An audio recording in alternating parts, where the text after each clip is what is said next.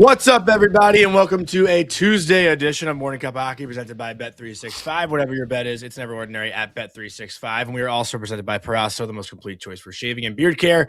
Made in Italy since 1948, Parasso has been a staple of Italian culture and barbershops globally for 4 generations. So get 15% off at Parasso-USA.com with our promo code Hockey15 in all caps.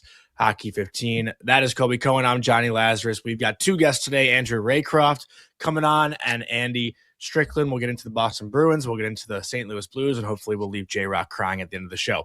That is the plan for today. But before we get into anything, Colby, what is goalie interference? Oh, man. I'm not going to lie. I've actually become friends with the Columbus video coach. His name is Aaron Augustitis. Does a great job. Hoping to get him on the show maybe tomorrow, honestly. And when they challenged that, I texted him right away and I was like, dude, great challenge. Like I feel like I have a clear understanding of what it is. You can't make any contact at all with any body part in the blue paint with the goalie, even if the goalie initiates it. Like that is my understanding now. Like I thought this call, it did look soft, but I thought for sure it was coming back. I don't know if you had any issue with it. But it seemed like people on Twitter were kind of outraged whether you're a Ranger fan or not. I don't think I mean, is Raycroft here yet? Because I want to just be careful what I say if he is here, Vic. I'm kidding, obviously, but it was the head contact though right there that got it called back. It was not Lafreniere's skate. That's from the league. It does feel like goalie interference has gotten really soft. Johnny, I feel like I've gone on the record consistently feeling like wondering why goalies are such protected species. Like they wear just as much equipment. Why are they so much more protected? And I know Razor's going to absolutely fucking He's here. my lunch for saying that, but so let's bring him in. He's here. I do understand why they would call it because that is a bump, but it just feels like it's soft. Razor, good morning. Don't kill me. I'm like, oh God, this guy's going to kill me. We're talking about the interference from last night. We weren't planning on doing this with you, but I mean, has it gotten out of control? Like, why don't you guys have to fight for space and everybody else does? Okay, so let's just leave the goaltending aside, all right? How about how soft it is 200 feet away from the net or 150 feet away from the net on an interference call on a winger who's going down that the defenseman tries to close out and he puts his head back and they blow the whistle for 2 minutes for interference? Or how ticky-tack 2 guys battling in the corner are, a slash, someone's sticks breaks. We got 2 minutes for that too. So if we start talking about soft with the goaltenders, how about we talk about how soft it is out in front of everybody compared to what it was 25 years ago? So pretty that's first rebuttal. And foremost. Pretty fair rebuttal. Yeah, I got nothing. When we talk about soft. So that's, so again, so let's start from that basis point. When we talk about the influence that certain small plays make on a game, and I watch calls get made, again, like I said, 175 feet away from the goal that are really soft. That if you do that against Edmonton, they go down and score 1 out of 3 times. It changes the game when you get a guy on a hooking call that doesn't even have the puck, that has no chance of scoring a goal. That's actually a goal at the other end. So in that context, think about a goaltender trying to stop a puck being shot 80 miles an hour as that puck last night goes from one side of the ice to the other side of the ice on a one-timer. And getting, yes, it's not a knockout Mike Tyson punch, but it's a jab. It's one where you have to lose sight of the puck for a split second and then go find it, then try and make this save on a guy who won a gold medal last week who's ripping it over your shoulder. So imagine how hard all of that is. So in the context of course, in the physicality of it, it's a nothing burger, right? You should be able to fight through that, and it doesn't hurt the goaltender.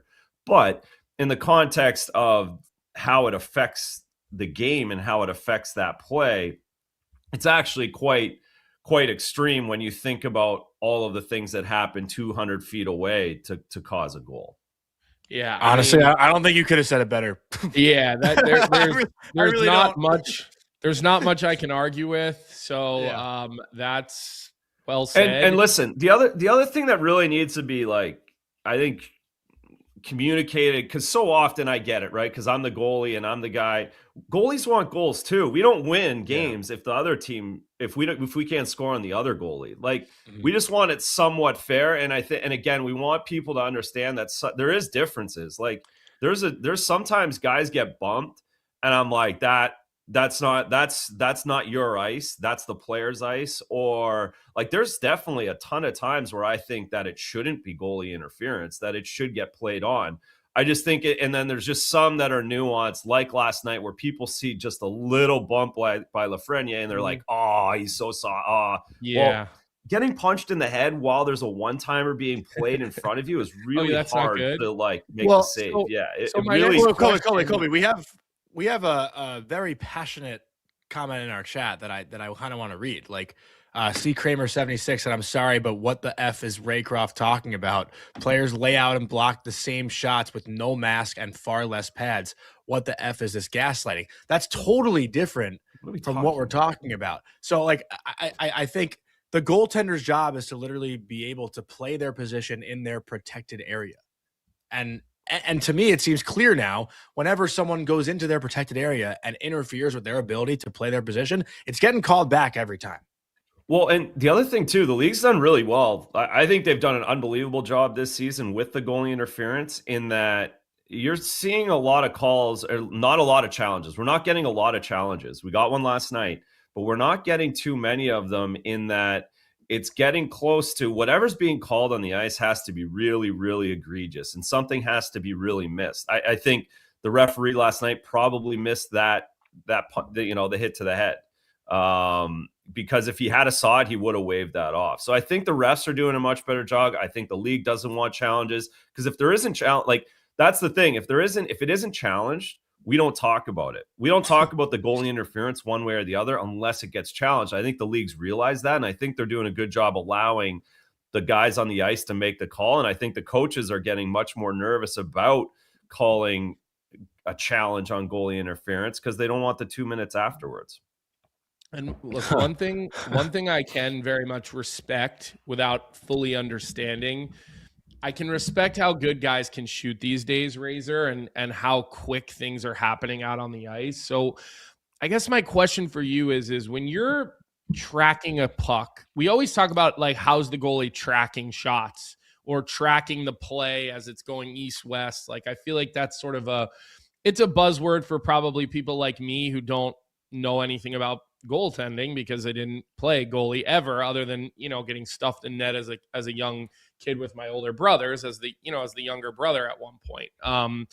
But, like, what point of a shot, and I'm going to try to phrase this so it makes sense, but, like, does the puck tracking need to begin, on a play, or what part of the play? Like, because you know how he kind of gets bumped there, it sort of resets him, it looks like. Do you have to start from sort of scratch again on a play when that happens, or is this just really not a one-size-fits-all type of question? It's more of a one size doesn't really fit all. I would say, it's like, at least in the context of, like, goalie interference. Because, so, like, for me, I would say, which won't fit it doesn't work for the goalie interference, but the sooner, as long as you're locked on the puck, tracking it early, you can usually predict where you go at the end. So as long as you see, right, like Colby as a defenseman, you tried to mask the release, right? You try and deception. The release is where the goalie picks the puck up. So if you have deception within that, if you can catch him without seeing it, Mackenzie Blackwood last night, Brant Clark rips that little wrister. Yeah, he doesn't see any of the release. The lane opens up, but the puck's halfway there. He's not finding it at that point, right? So, so really early, the earliest as a goaltender, the early you get it, the earliest you get that release, you can get away with not catching the last part of the release, or you can definitely not see any of the puck coming into you if you know where that release is going. But when you talk about goalie interference, that would mean the goalie interference happens earlier in the play. Then the goalie should be able to reset. And that's why there is some nuance to it. And sometimes from a goalie's point of view, you get that wrong, where I see something, man, that really affected him on that play. And you would be, if I was in the room, I'd be saying that really affected him. And there's other times where the goalie gets bumped real late, and I know for a fact he had no chance of getting that puck. As we take a look at that little bit, like Blackwood, it's all early. But again, if there was a goalie interference thing there, no idea. happened, people would be like, that's just a wrister from the point. He would have had, like all that stuff. So there's so much nuance. That's what makes this so difficult. That's what it is.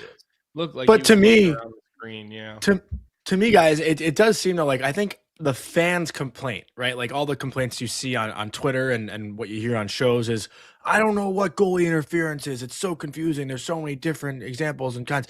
Like, I get that people feel that way, but to me and Colby, I feel like you feel this way too. This is the most clear I think I've ever been of the rule.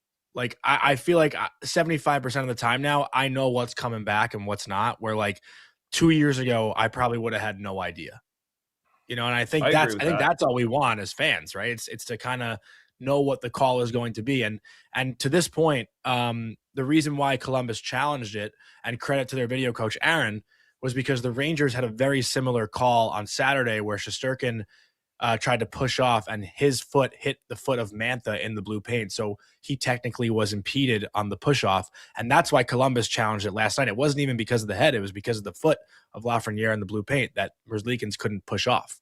So like, that's where these challenges are kind of coming from too, because they have the example of what's been called back and what hasn't been. I mean, to me, it feels pretty clear. It's getting there. And it'll never be crystal clear, right? It's never going to be crystal clear. And the fans are always gonna, say it isn't clear when it goes against their guy. Yeah, for sure. I mean, Rangers, we had to go. Day, that's what's gonna happen. Yeah. Well, all right, let's get into the. I know we didn't really bring you on to do that, but we appreciate the insights on it. I think one of the reasons we really wanted to talk to you was first off with the Boston Bruins, and Don Sweeney made some comments. I don't know if it was yesterday or the day before. Talking about how this team deserves an opportunity to add players while still keeping an eye towards the future. And I think, Don Sweeney sometimes is hard to read, right? There's been years where he just went out and made one or two depth signings and they were really impactful. And he's also gone out in years and he's brought in Lindholm, or he's gone out and made sort of the quote unquote bigger splash at the deadline. And I'm just kind of curious from your point of view, because we've heard Weegar, we've heard Kadri. Like, I'm not sure how much Kadri makes sense. Just he's like, you're talking about the future. We've heard Ristolainen, who's a little bit shorter term with only one more year on his deal after this year. What is your expectation levels for what the Boston Bruins are going to do at this trade deadline? Because I think they're in a better spot than anybody would have thought they would have been in, and I think rightfully so. Like, Don Sweeney's got to put his foot on the gas a little bit. Yeah, I think he's got to give him a little bump. And that doesn't mean, it's a full buy. It doesn't mean that you're not going to, maybe move a guy to create assets in that respect as well. So, but I do think this team deserves a bump. They're in the playoff position right now. They've got a few games in hand in Washington. They've got a few points in hand in Columbus. So they're in a good spot. Like, with 23 games left, the math is on the Bruins side right now. And if they do their thing, they'll get in. So I think a bump is necessary. We're not going to see, the term is so important to the Bruins. I think at this point, that's the key. And you brought up Ristolainen.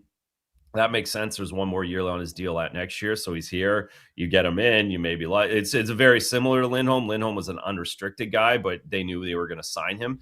They knew he wanted to come here. So you could see a scenario where something like that works. It's not a full rental by any means.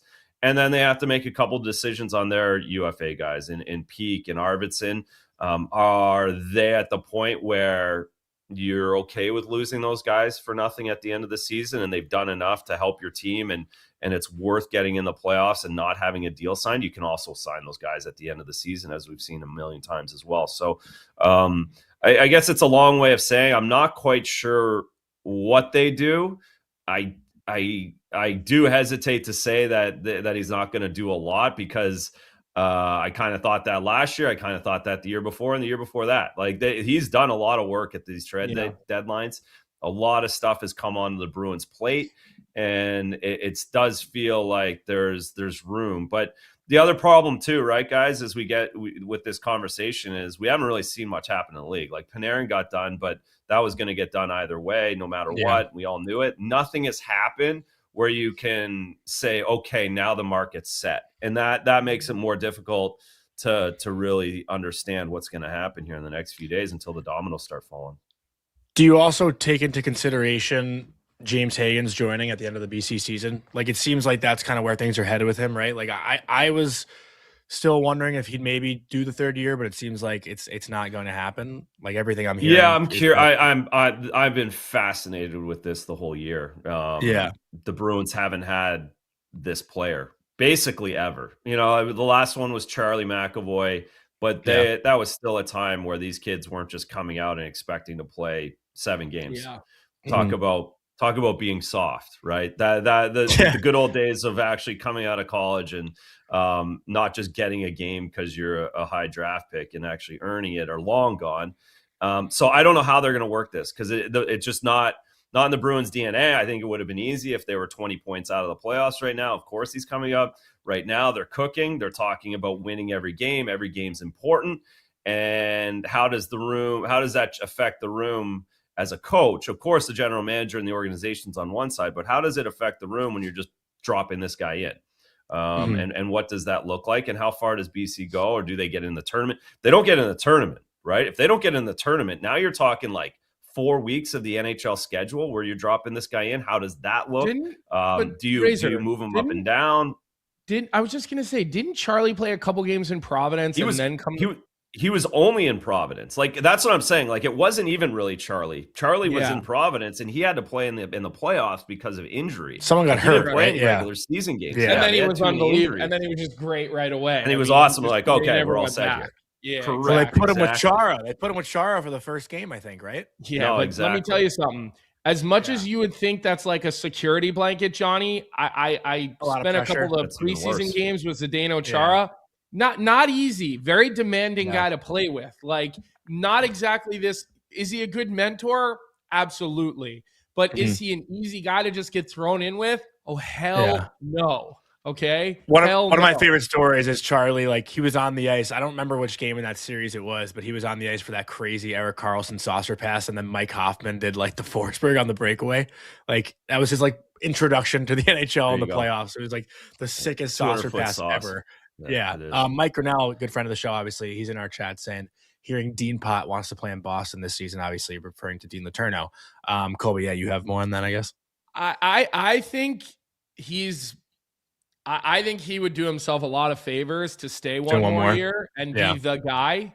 Do one more year and be Dean Letourneau. Enjoy your spring. Enjoy it. Get this season over. Cruise around campus in your tank top and your board shorts on your scooter and be the man all spring long. Too many Take a month off. BC to leave. Don't even work out. Like, just literally hang out in the mods and enjoy it and revel in it, and then next year's go time. I've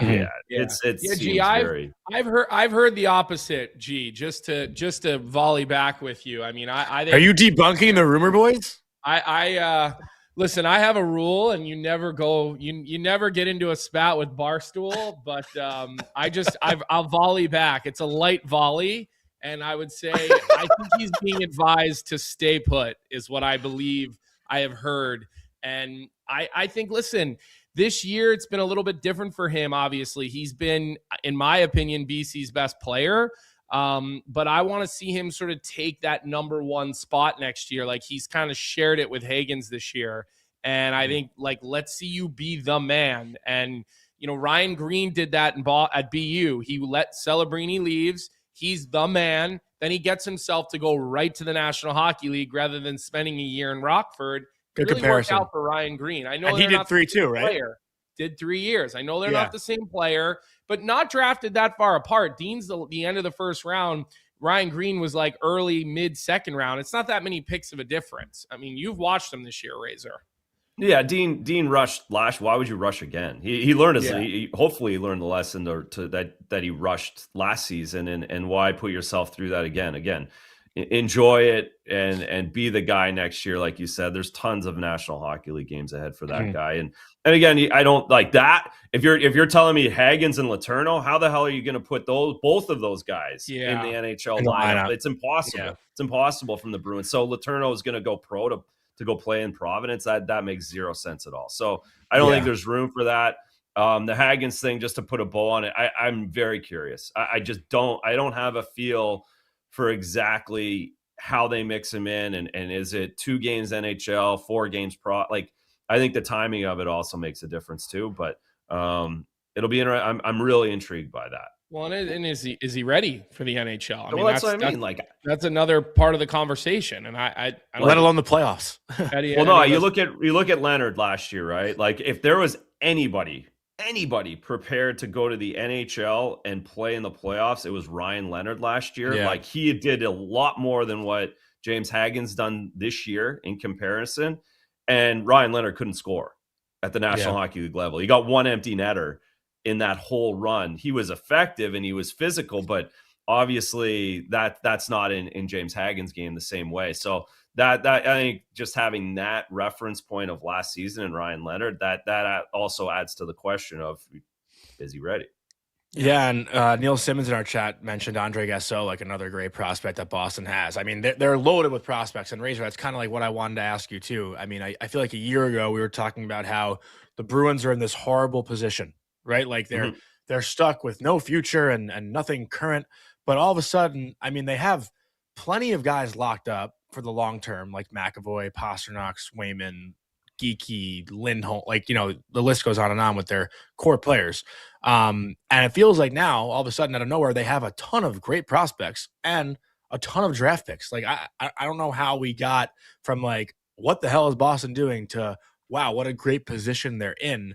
I guess, were they talking retool last year? I don't remember what the conversation really was around Boston, but it seems like they've done everything kind of the right way to set themselves up for, you know, the near future and the long-term future.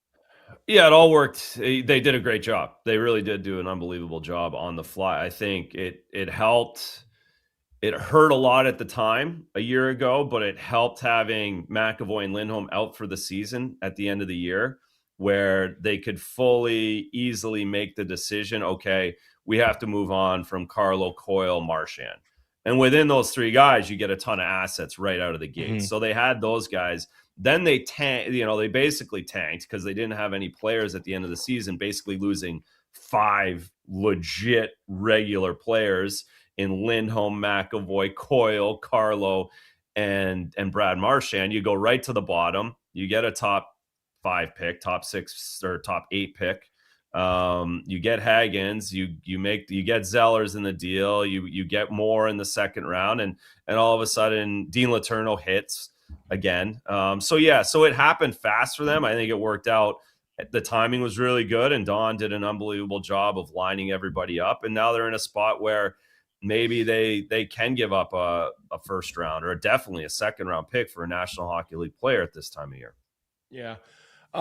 Before we let you go here, Razor, there's 2 other guys I just wanted to ask you about, and I'll start with Sergei Bobrovsky.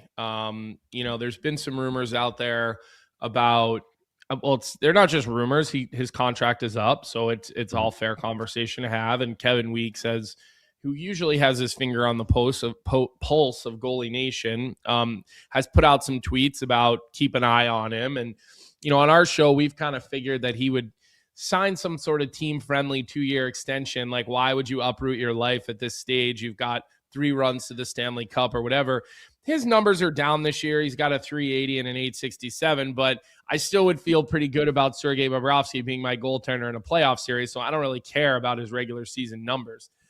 What is your expectation for how that situation is going to play out? And do you see a guy like him at this stage saying, yeah, you know what, I want to move. I'm not going to do a team-friendly deal, if that's even on the table? I would think it would be. I guess I don't know for sure. Yeah, if you had to pose that without me hearing from Kevin Weeks, I'd be like, no, he's, of course he's just going to retire there and go back and the whole thing. But anytime, like you said, Weeks, he's got his finger on the pulse, and if that's coming out just a little bit, then you have to. I'm going to pause, and maybe so now you start thinking about the scenario, and maybe Florida doesn't really have enough money to pay for him. Maybe Bob doesn't want to take that much of a discount. I mean, he's gotten used to making $10 million. It's hard to go from 10 to 3 when you just won 2 cups in a row. And if you go on the market with the way the cap's going up, you're probably cashing in pretty good. So maybe there's some of that stuff going on right now. And I am surprised that he hasn't signed an extension at this point. And the fact he hasn't, the fact Florida's long gone, maybe Florida gets blown away with 2 first-round picks from a team that could use Bob at this point, or thinks or has the knowledge that Bob would want to sign an extension with them. That adds to it too. Where does Bob want to go? Mm-hmm. Colby, I don't really have much else on Boston, honestly. Was there any other player that you wanted to bring up? Well, no, ask about? I was curious just to hear from you if you think Mason Lohrei will survive this deadline. I mean, that seems to be a popular name. It's been, he's had his dances with the gold jacket or the green jacket, depending on who you ask, and he's had his ups and his downs. It seems like they've sort of reeled him back in and got him kind of going on the right track. But if I'm a rebuilding team and I have some guy with a little bit of term that makes sense for Boston, I mean, Lohrai's probably one of the more important guys that I'm looking at, a guy who can play in the National Hockey League. You've seen be really successful and needs some refinement to his game is probably a fair statement. He's still a young defenseman in the National Hockey League. Do you think Mason Lohrei survives this trade deadline, or would you expect to see him part of a deal to bring in a bigger piece? Well, so again, it goes back to like I don't have a feel exactly where they're going to go or what can get done with nothing being done yet, and so to say I'm expecting that, no, but your point is correct in that if they are making a bigger deal, if they're making a hockey deal, you got to imagine Mason somewhat in the mix for all the reasons you just said. And on top of it, since he got healthy scratched through the holidays, he's been really good. Like he really brought his game. He's compact now. He's not chasing. He hasn't got himself in defensive zone coverage, bad areas. He's making good choices, good decisions. So I think he has reined himself in a little bit. I think his value would be fairly high for me right now if I was an opposing team looking at young defensemen and ones that I could pry away from a team for a veteran guy. He would be on the list. So again, that puts the Bruins in a good situation to make a deal, but you're not just throwing him out at this point. Cause again, he continues to show potential. He continues to work his game, and it would only be for a real hockey deal that you would see him go. So for that reason, I don't see an expectation that he's gone. I just think that you could believe that he would be a big piece for that deal to get done. Yeah. Well, go ahead, Johnny.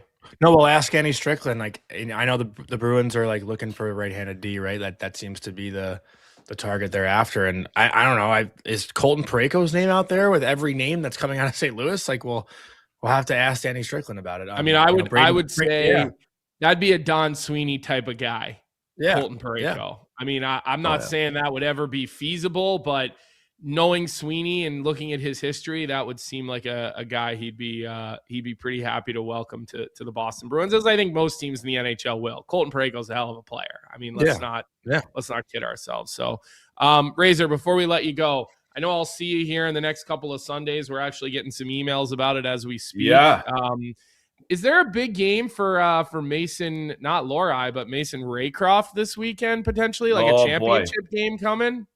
Yeah, we got playoffs up at prep school playoffs this week. So he's at home against Deerfield on Wednesday afternoon. So Cushing got the 2 seed in the large school. So they could have a couple of home games and then the championship game on Sunday at UConn. So they've got a long way to go, cool. 120 minutes before then, but they're in a good spot and hopefully get a couple of wins to do that Sunday. We're talking about Mason Raycroft, the future Boston College Eagle goaltender coming out of the Raycroft family. So we will. We got to comment carrying Dean Go Scooter Razor. around for him a couple of years.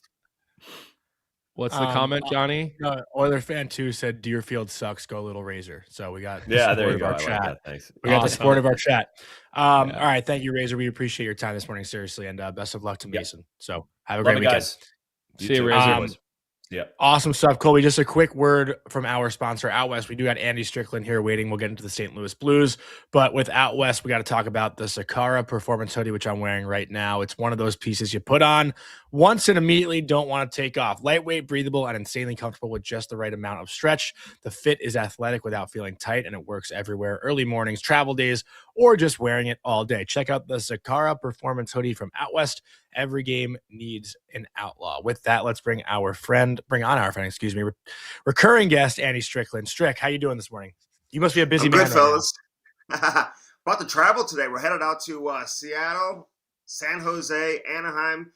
They hit all the East Coast teams the first half of the season. Now this month, I think we're heading out west 3 different times. So it'll be been a lot of travel here this month. I'm looking forward to it, especially with the deadline and everything happening around the corner. And seeing some teams that really, we haven't had a chance to really see a whole lot, including Anaheim and San Jose. So I'm looking forward to that. They're going to need a second plane for this road trip for all the extra luggage that some of these guys got to be packing just in case. Robert Thomas over under 2.5 bags. Yeah. A lot of rumors. What is the mood around the group right now? Because I do feel like St. Louis is probably, of all the sellers, they're the most interesting seller because they have the most big names and the most talent that is rumored to be having talked about. And between that and the general manager's job is changing to president, right? Or vice chairman or whatever the title that Army is taking. And then now there's rumors that he's not even going to be with the Blues next year and he's going to be the general manager of the Toronto Maple Leafs. So you factor all that together. Should we expect fireworks in St. Louis this week, or is a lot of this just the Twitterverse doing its thing? I think it's anything's possible, right? But at the same time, whenever you hear this much noise, rarely does it live up to the hype. And you've got some players who have been rumored to, and here's the difference. It's not like the Blues are looking to unload some of these guys because they just want to get rid of them. I think it's been such a disappointing season. They haven't met expectations. Nobody saw this coming. And if they're able to get what they're asking for some of these guys, then they'll move them. If they don't get what they're asking for, they have no problem keeping them.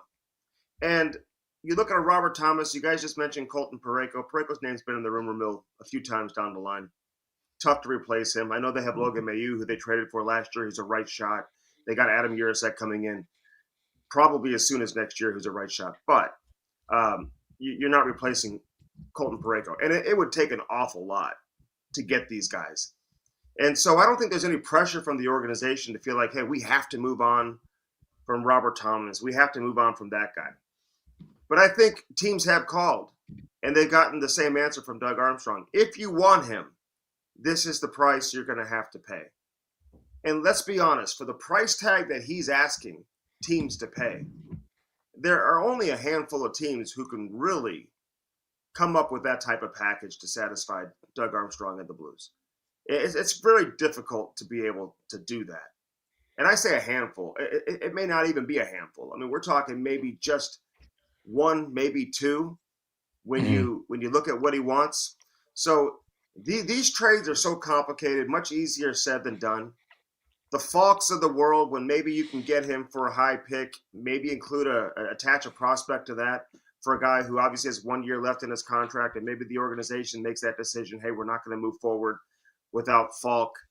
Their captain, Shen's still going to take him. But I think those are less complicated deals than players who have, several years left on their deal.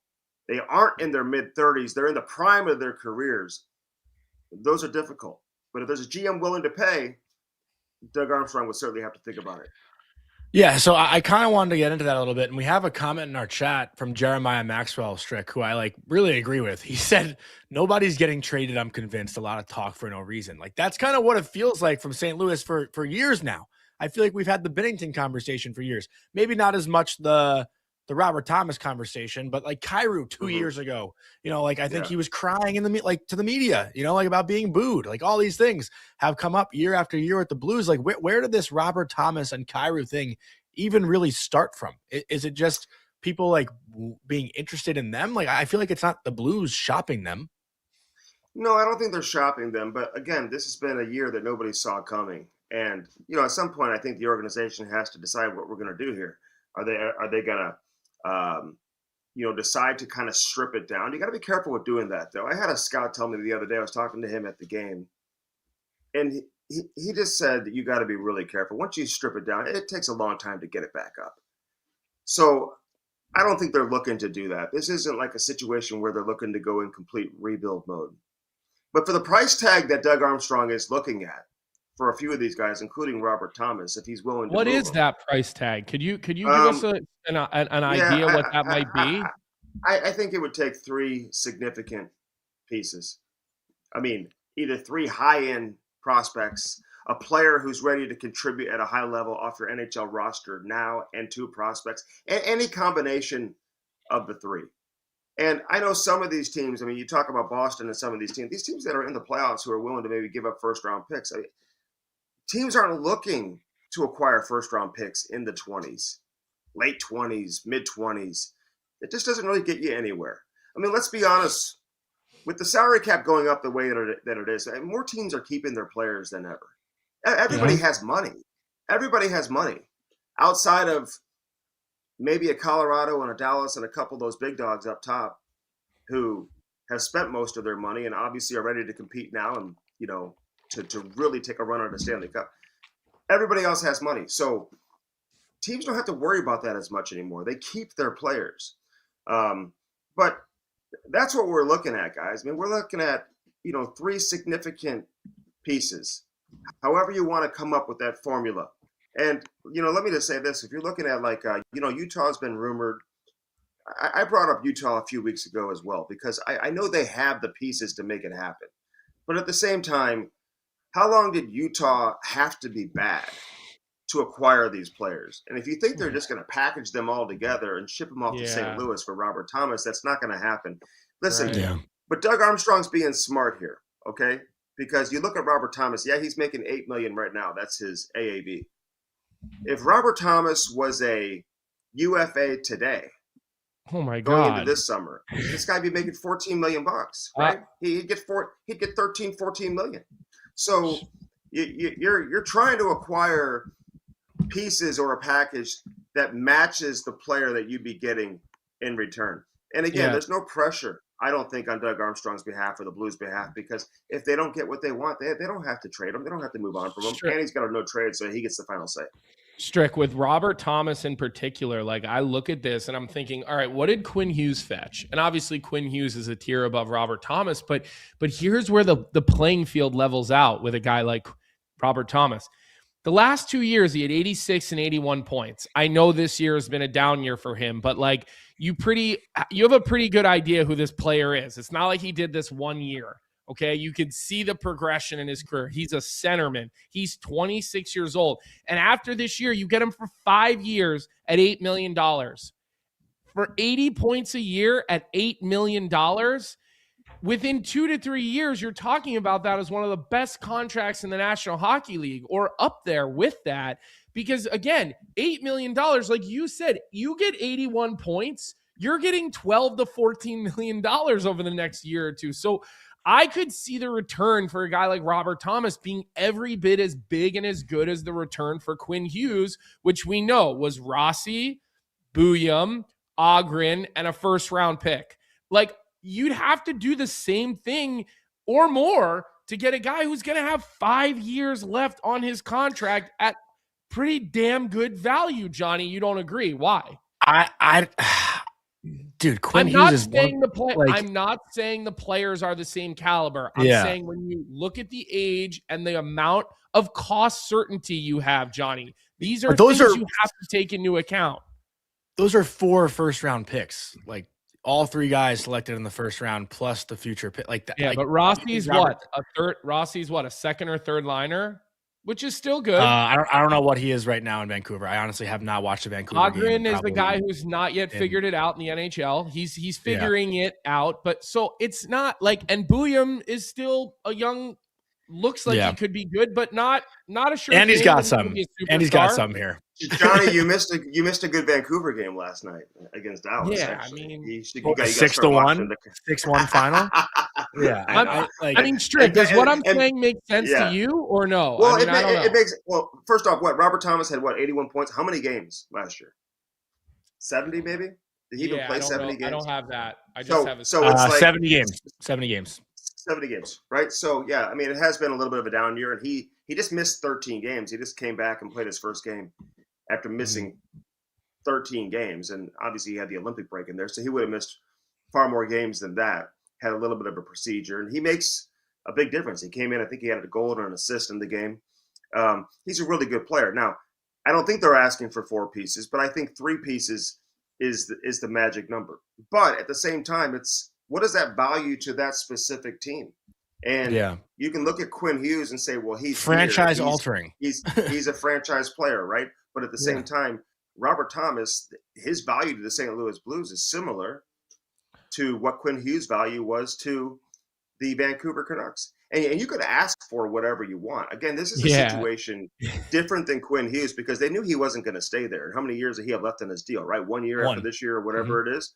Okay, so it's like their backs were against the wall. The pressure was there to have to get something in return for this guy and to move him, right? He didn't have any trade protection. You could go out and fetch the best deal for Quinn Hughes.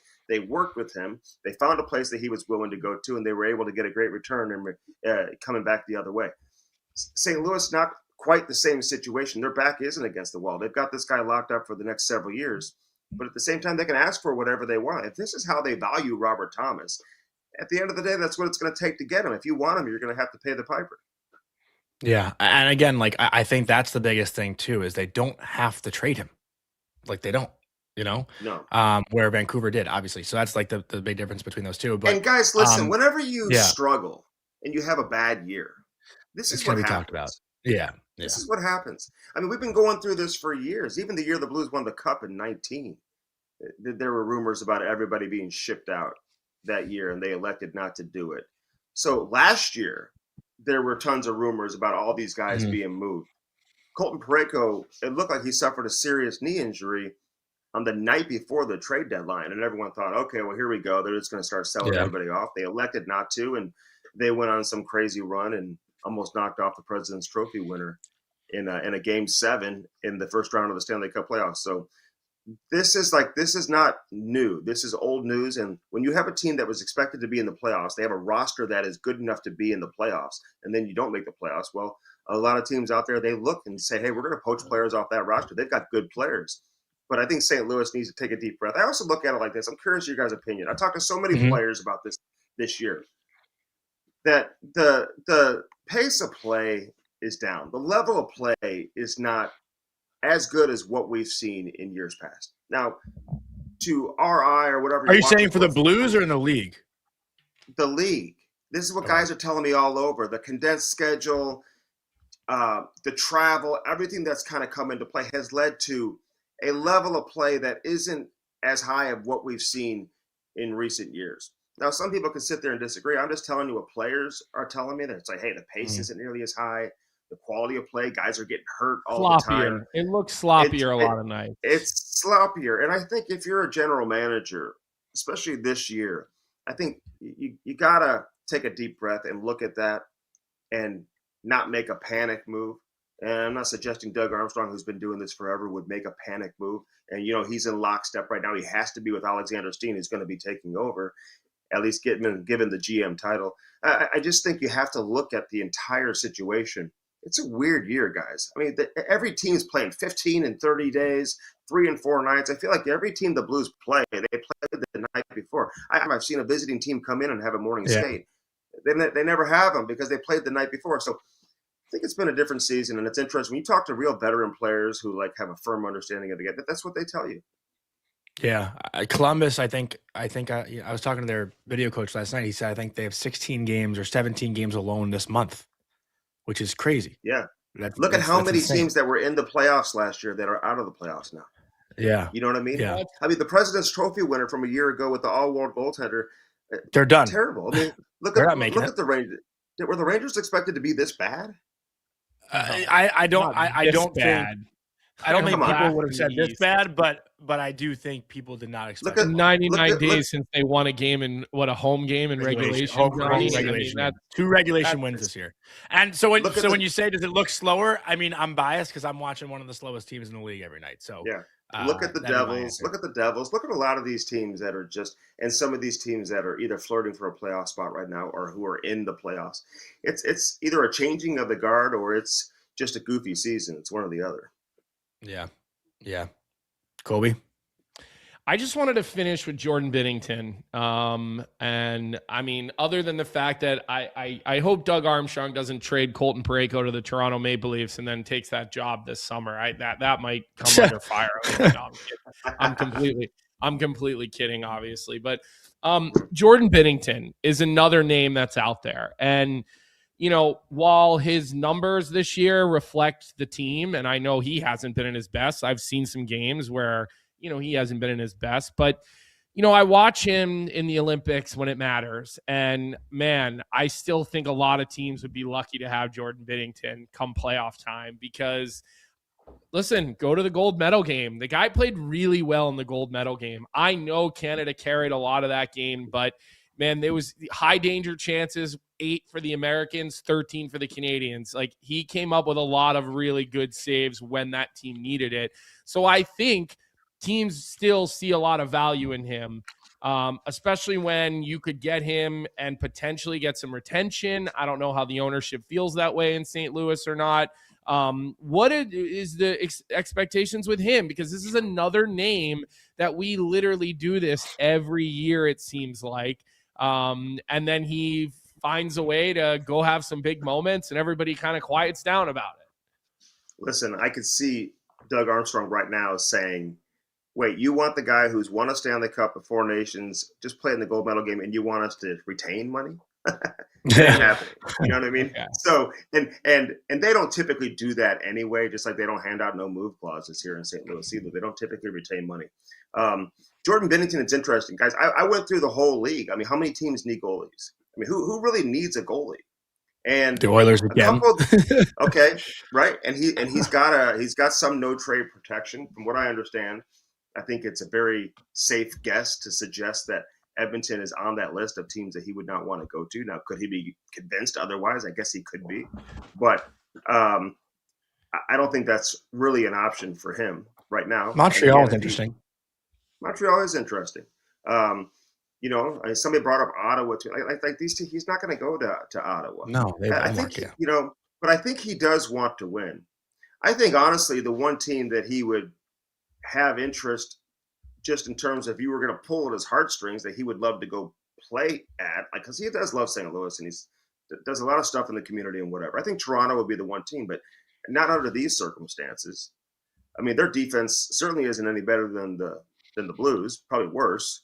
And, you know, Edmonton, you look at the way they defend on some nights too. I don't know if that's a great option for him either. So all of a sudden he's supposed to go there and be the hero. I remember when Ryan Miller got traded here a few years back and the Blues were in position. They had a team that was good enough to win the cup. They thought he was going to be the guy to get them over the top.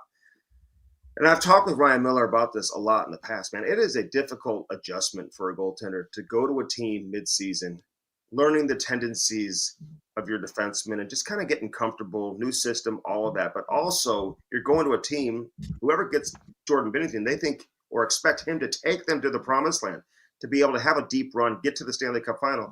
So it's a lot of pressure. So he's a guy who could certainly handle that. I know he wants to win, and I think he would maybe explore that opportunity, but it would have to be an opportunity that's perfect for him. And I think some of those teams are all set right now with their goaltending. Yeah. Joseph Wall is from Missouri. Just throw that out there. So not that anybody cares about that, but I'm just throwing it out there. You know? Isn't there But, another goalie from St. Louis? Who am I thinking of? No. Johnny, we talk about this all the time. That's supposed to be your inner dialogue, not your outer dialogue. Benny Bishop was from St. Louis, you know. Ben Bishop was from St. Louis. Yeah. They're You just know, it's a goalie. That's my bad. And Joseph Wool, you know, like the Blues would probably need a goalie coming back the other way. It was interesting when people were talking about Edmonton. They're not taking what's his name, who came from Pittsburgh, who still has $5 million plus owed to him beyond this season. What an awkward move that was. Might as well just keep Binnington if you're going to do that. So I'll tell you what, I mean, guys, listen. There's so many things in play. I'm not going to pretend to know exactly what these guys are thinking or what they're going to do, but I do talk to them. And you could try. Strick. I'm going to call bullshit on that. Nobody knows what the GM is going to do more than you. I'm calling BS on that. You have your finger on that pulse better than I don't care insider A or insider B. For the St. Louis Blues, there is one person that knows everything before it happens, and you're in a box between Johnny and I right now. So I agree. You don't start me with that BS right now, Strick. So again, we've been through this before, but I just know. Listen, sometimes this stuff gets thrown out there. People in the background kind of sit back and kind of chuckle at it. And sure, a lot of the guys you mentioned, you can have anybody off this roster, but you better come with a package that doesn't include first-round picks that are at 27, 28, 26, 25, top 12 picks. You know how hard it is to get a top 12 pick? I mean, listen how hard it is to get a top 3 pick. You almost have to tank purposely to get a top 3 pick in the National Hockey League. It is so hard to do. So if you want some of these guys, you better be coming with something in the top 12 for the Blues, I think, to really consider it, in addition to some amazing prospects. Guys, I've been studying Utah a little bit. You know, they've got the 3 prospects. One guy leads the WHL in points per game. One guy leads the Q in points per game. And one guy leads the OHL in points per game. I did not know that, honestly. Iginla, Desharnais, and Bowden. Yeah, in the OHL. There you go. I've heard the name. Yeah, so if they want to move all 3 of those guys, they can have Robert Thomas. that'd be pretty big. I think you're going to have a front office job once the front office shifts around. So when that happens, you better still take our calls. We're still bringing you back on the show at that point. Make that happen, Colby. Make that happen. Love the U.S. team. They work hard. Yeah, you love like the that? U.S. team swag. Everyone's giving compliments on it in our chat. Yeah, I love that U.S. ski team swag you got going on. Listen, this is Stiefel, which is our title sponsor on the Cam and Strick podcast, also has Stiefel on the Blues jerseys. You watch the Blues play, they have Stiefel on there. They are the official title sponsor of the men's and women's U.S. ski team. Yeah. So they hook us up with these coats. It's very awkward, though, because you got a lot of Canada flavor here with St. Louis. We don't have any American Olympians on the St. Louis Blues. So it's between Army and Colton Parayko and Jordan Binnington, there's a lot of Canadian. Kyrou's Canadian. Robert Thomas Canadian. Oh, Robert Thomas is Canadian. The whole team's Canadian. All right, Buchnevich is Canadian. No, he's Russian. I was kidding. Did I just take you serious there? Come on. Yeah, you did. But Andy, you just had Kenny Albert on. Who's on next week? I'm not sure. We've got a couple in the can, and I don't know which direction we're going to go in because I'm waiting to hear back from one other person to see if we can line that up before next week's episode. So you have to stay tuned. I'm not exactly sure who we're going to put out next week yet. All right. Well, you can catch that show, the Andy and Strick podcast. It's a good one. You guys don't Cam and Strick. What did I say? Andy and Strick. Sorry. Andy and Strick. You guys get top tier guests, no doubt about that. You get top tier guests on that show. It's a good one. So check it out for sure. If you aren't already, you probably are, but check it out. Appreciate it, fellas. And we'll see what happens. Strick. You're the Let's best, talk man. again. Thank you. On Friday. Yeah, what are you guys going to be doing? What are you guys doing Friday morning? 11 to 4. Yeah, 11 to 4. Oh, God. Yep. Yep. Big, all day long. It's everybody. Heavy shift. Yeah, all hands on deck. We got Aaron Ward, we got Carter Hutton, we got Jeff Merrick, we got Tyler hosting. We've got the whole gang at DFO will be coming together 11 to 4 p.m. And so it'll be a big production here at Daily Faceoff. Yeah. Okay. You guys do a great job as well, man. So we always love appreciate your that. content. All so right. keep doing Thanks, your Andy. thing. Appreciate you. Hopefully we see some real movement here. Yeah. Make some trades. Is everything okay though? I'm making sure. I'm glad you said people were happy I'm wearing this jacket and people weren't going crazy and like we're in a weird time right now. A lot of angry people out there. Not here. Not over here. Not over here. Not up in here. Not on our show. Hey. Not on our show. No one has thin skin on our show. That's good to know. I kind of do a little bit. Except for Johnny, yeah. It's okay, Johnny. It's okay. I admit it, but I admit it. I'm with you. All right, Andy. Thank you so much. We appreciate it, and we'll keep up with you the rest of the week. All the best. Have a good trip. Always, enjoy the West. Yeah, thanks. All right. Yeah, thanks, fellas. Appreciate it. Yep. I love Andy. Awesome He's stuff. great. Yeah. He's too humble though, Fits man. right That guy knows everything going on with the St. Louis Blues. I mean, I'm telling you, he gets to sit in on the player personnel meetings. I'm convinced. He always knows what's happening with the St. Louis Blues. He is one of the most reliable reporter, writer, insiders, out there. Andy Strickland for sure. It's not even a question. His batting average, if you go back through his feed, is probably one of the higher batting averages that there is. So great job getting him. I think that was Vic, right? Vic, you texted. He was breaking some trades this summer too. I feel like didn't Andy break a big trade or signing? Yeah, I'm telling you, man. But not even just the Blues.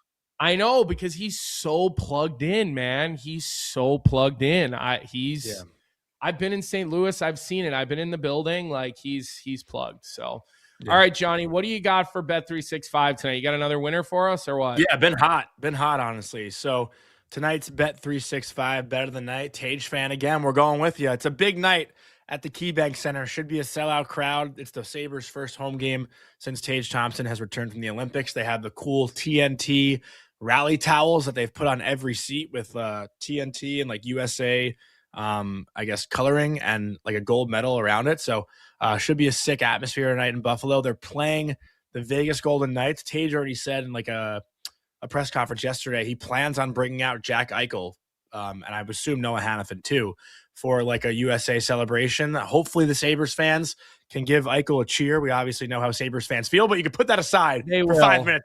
Cheer them. Yeah. They will. Yeah. Did you see that Buffalo is the number one market watching the gold medal game? Did you see that? Oh, I didn't see that. No. I think they were either number one or number two.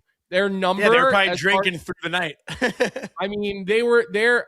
Listen, I'm really coming around on Buffalo. I might be swinging a rally towel for the Buffalo Sabres in the playoffs this year, man. I might be swinging a rally away tonight. As long as they don't boo Jack Eichel tonight, I'm swinging a rally. If they boo Eichel, I'm backing away. As quick as I came in, I'm getting out. But as long as they don't boo him tonight, I'm all in. Buffalo Sabres, let's go. Get the rally towels. I love Tage Thompson. I love how he played in the Olympics. I felt bad that we jinxed it, that he was going to make the Four Nations, and he didn't. And so I love everything about the guy. So comment from Dwayne S39, who's a friend of mine, Dwayne Steinel, said, prediction, Jack Eichel gets cheered pregame when Tage honors them, but the second the puck drops, fans unleash the boost. That's exactly how it should be. That's fine. No problem. I got no issues with that. That is the recipe of what should happen. Yeah. Cheer for your country for 5 minutes. When the game starts, Jack Eichel doesn't play for USA, he plays for Vegas. So boom. Like that. That's how it works. That's what sports are all about. Totally. I'm good with that. Yeah. So that's going to wrap up today's show. We're not sure what we're doing tomorrow yet. Obviously, it's a busy week. We got the trade deadline show like we talked about with Andy on Friday, 11 to 4. Everyone at Daily Faceoff, pretty much all hands in. Trade deadline show. So we'll be locked and loaded for that. And yeah, I guess we'll discuss guests for tomorrow, figure it out, but probably more trade talk. I'm sure we'll talk about this Eichel and Tage Thompson thing tonight that happens in that game. Well, I think we should pick another market that has a lot of buzz around it for the trade deadline, and we should try to grab somebody from that market. I think that's what we should try to do. Maybe we should try to get someone from Pitt. I mean, listen, we got to talk about Pittsburgh and the job that Dubas is doing. He's pretty under the radar, man, but he's made some brilliant. I mean, do you see what Stuart Skinner's record is since he got to Pittsburgh? What is he, 8-1? We should text. Let's text Army. Let's ask Army to come on.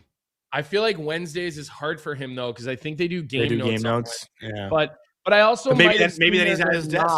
Yeah, I might have seen that they're not doing game notes Wednesday because they're doing a big trade show on Friday for Spit and Chicklets and Barstool. So yeah, let's text Army. Let's see if we can get him on. If not, we can pop around that market and see if there's Russo someone. But too would be good. Make sure we do got to get Roos on. We've been talking about that.